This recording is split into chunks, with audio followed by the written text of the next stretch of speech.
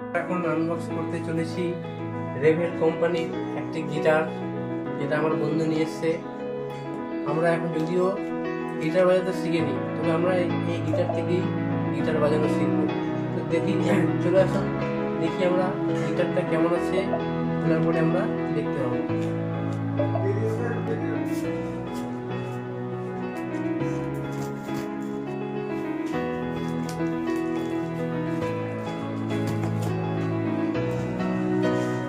সিলগুলো কাটা হয়ে গেছে, এবার আমরা গিটার বের করছি।